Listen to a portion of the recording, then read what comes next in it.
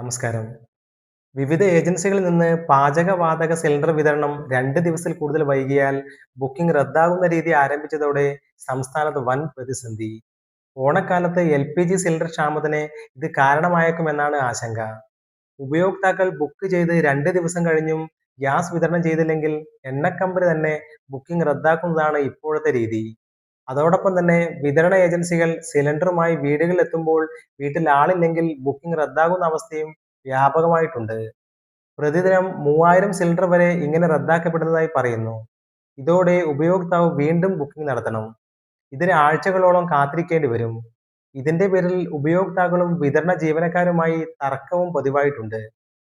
കൂടുതൽ വിവരങ്ങളിലേക്ക് കടക്കും മുൻപ് ചാനൽ ആദ്യമായി കാണുന്നവരാണെങ്കിൽ സബ്സ്ക്രൈബും ലൈക്കും ചെയ്യുക. BPCLന് കീഴിലുള്ള ഏജൻസികളിലാണ് കൂടുതൽ പ്രശ്നങ്ങൾ. ഇവർക്ക് കേരളത്തിൽ 400ഓളം ഏജൻസികളുണ്ട്.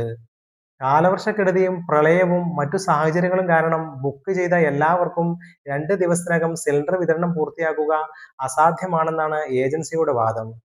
ഇങ്ങനെ വൈകുമ്പോഴാണ് മുന്നറിയിപ്പ് കൂടാതെ ബുക്കിംഗ് റദ്ദാകുന്നത്. കേന്ദ്ര പെട്രോളിയം മന്ത്രാലയത്തിന്റെ നിർദ്ദേശപ്രകാരമാണ് നടപടി എന്ന് പറയുന്നുണ്ടെങ്കിലും അത്തരം രേഖാമൂലമുള്ള നിർദ്ദേശങ്ങളൊന്നും നിലവിലില്ല. അതേസമയം ഇക്കാര്യത്തിൽ ഔദ്യോഗിക പ്രതികരണം ലഭിച്ചിട്ടുമില്ല. ബുക്കിംഗ് റദ്ദാകുന്ന സംഭവങ്ങളിൽ പാചകവാതക റീഫില്ലിംഗ് കമ്പനികൾ കൃത്യമായ വിശദീകരണം നൽകുന്നുമില്ല.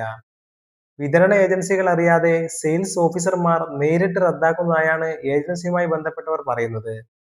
3 തവണ വിതരണത്തിനെത്തുമ്പോഴും വീട്ടുകാരെ കാണാതെ മടങ്ങേണ്ടി വരുന്ന സന്ദർഭങ്ങളിൽ മാത്രമാണ് ബുക്കിംഗ് റദ്ദാക്കാൻ അനുവാദമുള്ളതെന്നാണ് BPCL ഉൾപ്പെടെയുള്ള കമ്പനി അധികൃതർ നൽകുന്ന വിശദീകരണം. വിതരണത്തിന് വീടുകളിലെത്തുമ്പോൾ ആളില്ലെങ്കിൽ 2 3 അവസരങ്ങൾ വീട്ടുകാരുടെ അഭ്യർത്ഥന പ്രകാരം നൽകാറുണ്ടെന്ന് ഏജൻസി പ്രതിനിധികളും പറയുന്നു.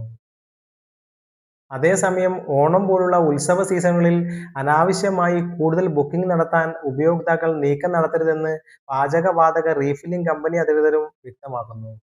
ഇതുകൂടാതെ സിലിണ്ടർ ബുക്ക് ചെയ്യാൻ ഗ്രാമീണ മേഖലകളിൽ 45 ദിവസവും നഗരപ്രദേശങ്ങളിൽ 25 ദിവസവും എന്ന നിയന്ത്രണവും കൃത്യമായി മാനദണ്ഡങ്ങൾ പാലിച്ചല്ല.